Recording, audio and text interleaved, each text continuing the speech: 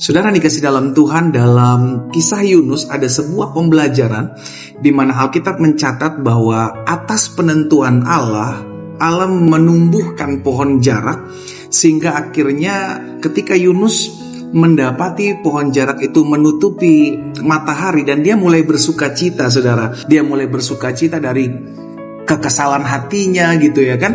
Tetapi ketika atas penentuan Allah juga, di ayat berikutnya Alkitab katakan, maka ada ulat-ulat yang menggigit, menggerogoti pohon jarak itu sehingga pohon jarak itu tumbang. Sehingga akhirnya Yunus kembali terkena paparan sinar matahari. Dan Alkitab mencatat dia kesal, dia mengeluh, dia bersungut-sungut. Saudara dikasih dalam Tuhan, dari hal ini kita belajar bahwa hidupnya Yunus, kalau kita lihat dalam kisah ini, dipengaruhi oleh keadaan. Ketika keadaan adem, Yunus tenang, Yunus sukacita gitu ya kan. Tapi ketika keadaan mulai panas, Yunus kembali terpapar sinar matahari, di situ Yunus mengeluh, Yunus bersungut-sungut. Nah, hari ini kita belajar dari kehidupan Yunus. Apakah hidup kita masih ditentukan oleh keadaan?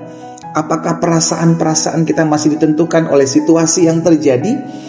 Kalau sampai hal itu terjadi dalam kehidupan kita, sudah dikasih dalam Tuhan, maka sejatinya kita gampang sekali diombang-ambingkan oleh perasaan, gampang sekali hidup kita diombang-ambingkan oleh keadaan, gampang sekali hidup kita diombang-ambingkan oleh sikap orang kepada kita. Karena itu hari ini kita diingatkan dari peristiwa Yunus ini. Jangan sampai hidup kita ditentukan oleh keadaan, jangan sampai sukacita kita ditentukan oleh situasi, karena itu sangat akan berbahaya sekali buat kehidupan kita. Dari tempat ini saya mengajak setiap kita umat Tuhan, yuk sama-sama yuk bawa hidup kita selalu kepada Tuhan, sehingga hidup kita tidak dipengaruhi oleh keadaan, hidup kita tidak dipengaruhi oleh situasi, hidup kita tidak dipengaruhi oleh sikap orang kepada kita, tapi hidup kita ditentukan oleh apa yang menjadi ketetapan firman Tuhan dalam kehidupan kita. Doa saya menyertai kita semua. Tuhan Yesus memberkati.